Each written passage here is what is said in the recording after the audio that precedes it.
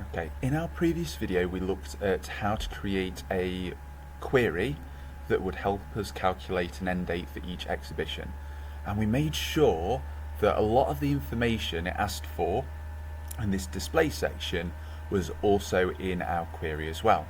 So we made sure within our query that it outputs our gallery name, the total number of days that that gallery exhibition runs, the start date of that exhibition, and also the end date of our exhibition. And what we also said was, in a roundabout way, it is also shown as the total number of exhibitions in each gallery, but not as a number. So it's actually shown as here, Brand Arts has 2, Decadent Furniture 1, and so on and so forth. So today's video is all about making sure that you understand how to take this query that you've just used to gather a lot of the information and create a report from it. So let's start that now. We're going to go to the Create tab and we're going to again select Report Wizard. Now, because we've created and saved this query, it will be part of all of the options that we can select from. So we're going to select the Exhibition End Day query, and we're going to make sure that we add all of these fields that's already been asked for from the question paper anyway. And we're going to move all of those across. So I've now got gallery, number of days, start date and end date actually being put onto this report. Grouping wise, it's asking us to look at each gallery. Now that's why I said to pay special attention to the wording. Each gallery is what we need to do this for. And so in this particular case, what we can do is we can add groupings for the gallery. Now what that will show is a gallery and then the start date, end date and number of days for that. So happy that I'm going to group it via gallery, and I'm going to move on here. So what I want to do is I don't want to worry about any ascending or descending. I do, however, want to consider whether it's stepped, blocked, outline. Again, you can play about with some of these layouts. What you do want to pay special attention to on this form though, or sorry, this wizard, is this little checkbox here that says adjust the field width so that all the fields fit on a page.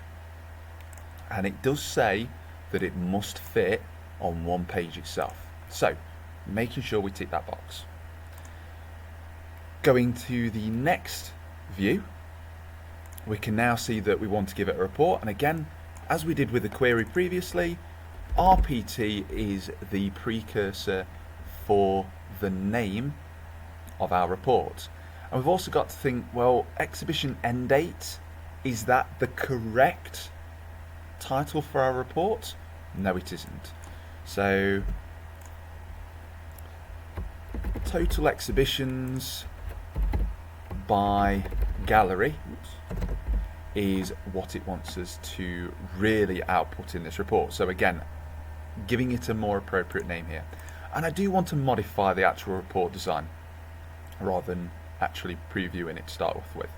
So I'm going to click finish. And what we should have here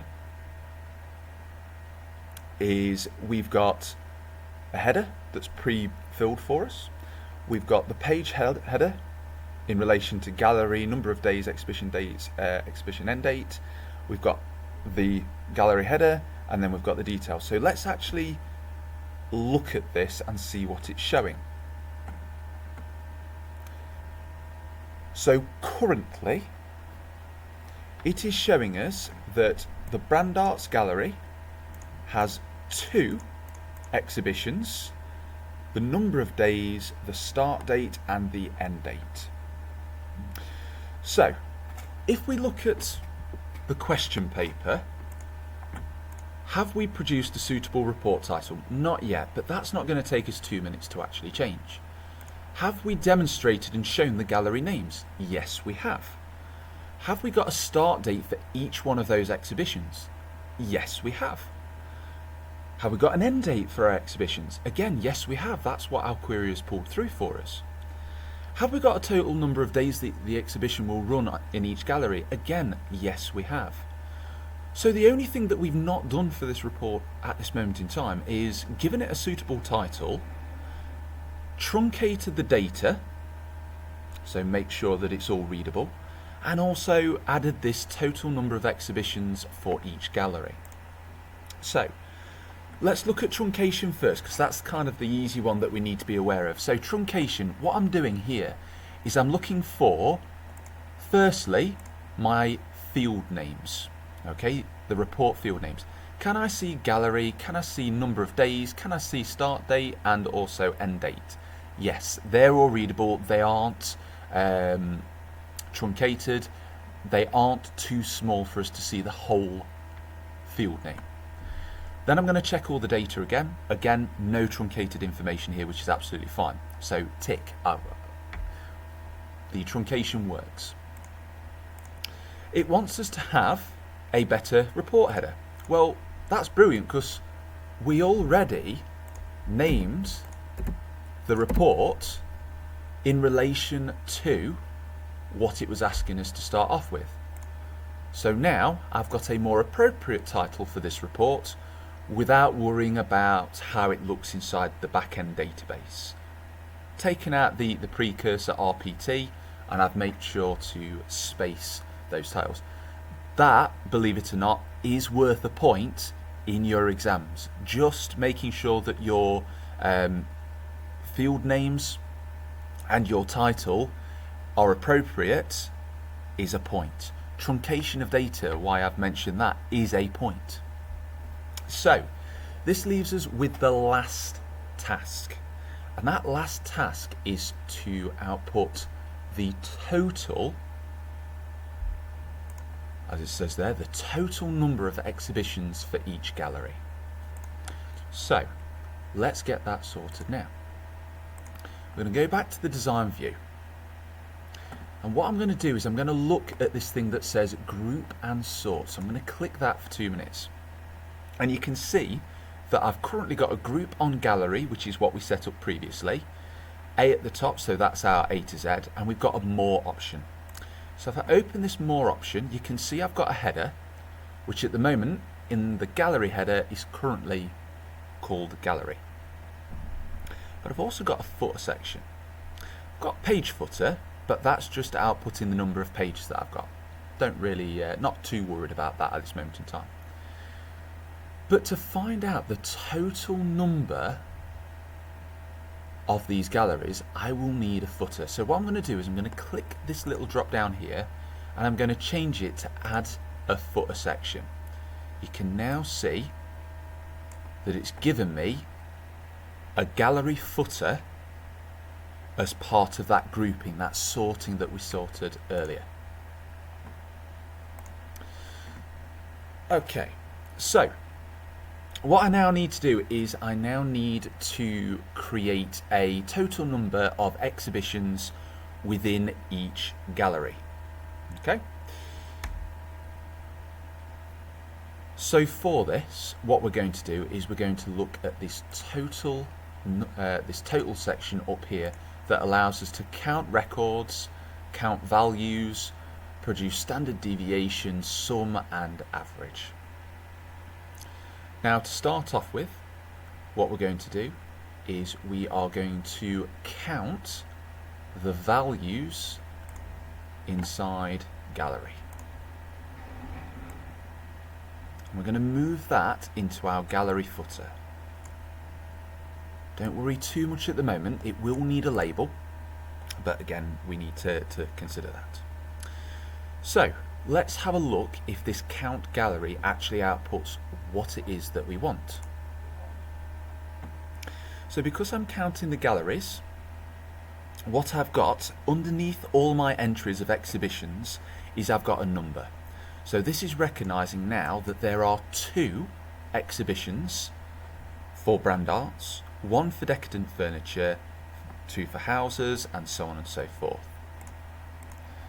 So this count gallery, that again is just produced by selecting the field that I want to produce a count on to produce the total, selecting total, and then counting records or values depending on what we're wanting to output, will show that number.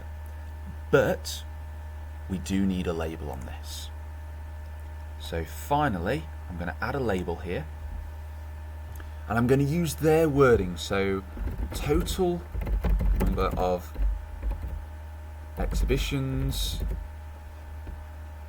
in the gallery.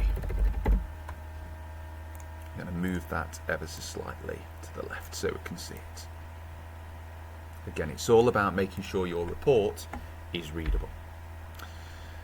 So, to view this report now, we've got total number of exhibitions in the gallery, 2, and I can probably shrink that gap just a little bit. I've got the number of galleries per gallery in each gallery. I've got the total number of days, the start date, and also the end date with an appropriate title. Again, going back to this, it fits on one page, it displays all that information, and now what I would do to finish this off is take a screenshot of the design view. So, screenshot of the design view here. I would also then take a screenshot of any queries that I've created, so I would need to take a screenshot of this query for the exhibition end date that I've set up, and then finally the datasheet view for each of those as well, so actually showcasing what the query outputs and also how the report looks as well. The final thing that I'm going to do is obviously output that report as a PDF. So I'm going to come back to it, I'm going to make sure it's saved, I'm going to right click on the report on the left hand side of the screen, and then I am going to select export, and then you can see there I've got PDF and so on and so forth. So I can click that and I can output my report in that format that they're asking for. Now again, it hasn't taken us a long time to complete that task, but that is how you would create a report with a query that creates a calculated field name for us, and then we can use that calculated query to output our report.